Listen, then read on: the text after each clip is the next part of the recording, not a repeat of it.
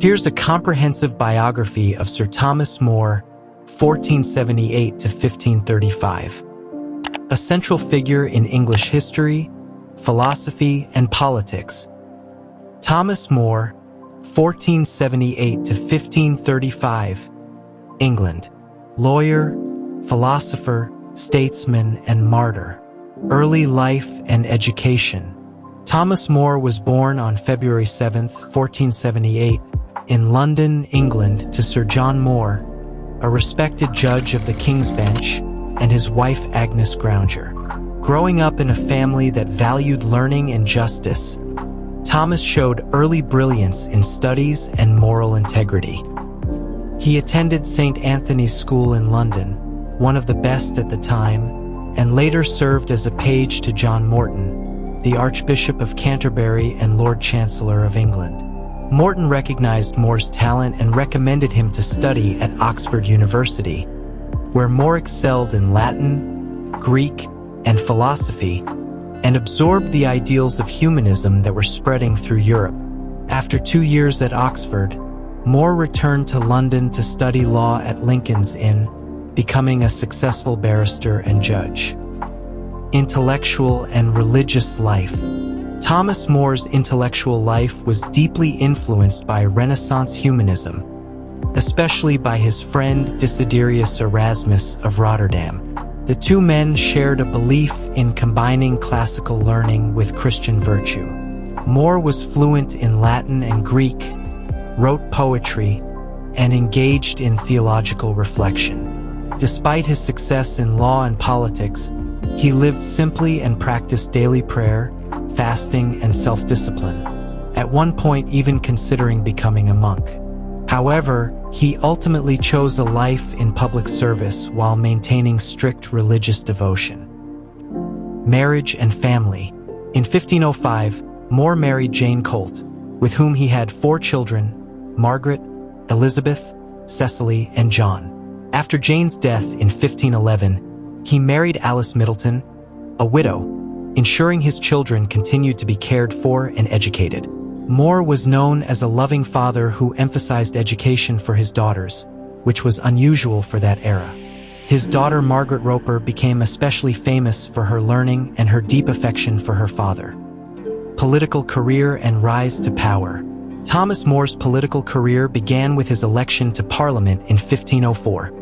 His integrity and sharp intellect brought him to the attention of King Henry VIII, who appointed him to various important positions, including Privy Councillor, 1518, Knighted, 1521, Speaker of the House of Commons, 1523, Lord Chancellor, 1529, the highest political office in England under the King.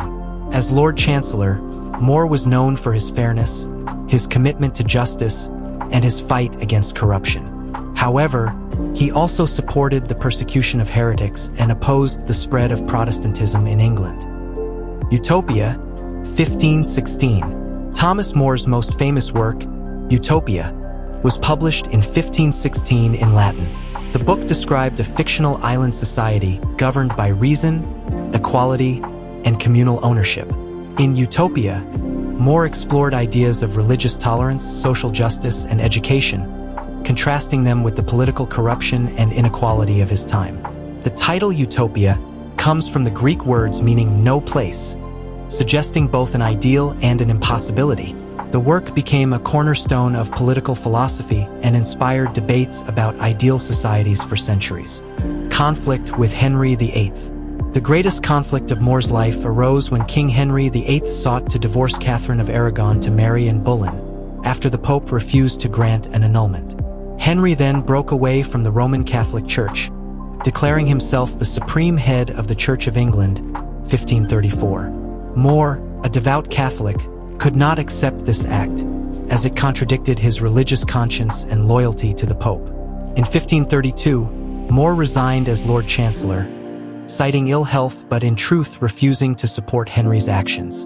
In 1534, when Parliament passed the Act of Supremacy, requiring subjects to acknowledge the king's supremacy over the church, More refused to take the oath. Trial and execution. Thomas More was arrested and imprisoned in the Tower of London in April 1534. Despite months of pressure, he refused to betray his conscience or his faith. In July 1535, he was tried for treason, falsely accused of denying the king's supremacy. More defended himself brilliantly but was found guilty through perjury. On July 6, 1535, he was beheaded on Tower Hill. His last words were, "I die the king's good servant, but God's first." His head was displayed on London Bridge as a warning, later retrieved by his daughter Margaret Roper. Legacy and canonization. Thomas More's life has stood as a symbol of moral courage, conscience, and faithfulness to truth over political convenience. He was beatified in 1886 by Pope Leo XIII, canonized as a saint by Pope Pius XI in 1935, declared patron saint of statesmen and politicians by Pope John Paul II in 2000. His story has inspired plays, books, and films, notably A Man for All Seasons, 1966, which won several Academy Awards. Philosophical and political thought. Believed that law and morality must serve the common good. Advocated for education, justice, and virtue in government.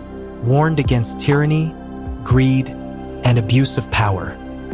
Promoted the idea that no ruler is above God's law. Conclusion. Sir Thomas More remains one of history's great moral figures. A man who combined intellect with integrity, politics with conscience, and faith with reason. His Utopia continues to challenge thinkers about the balance between idealism and realism, while his martyrdom stands as a timeless example of standing by one's principles, even in the face of death.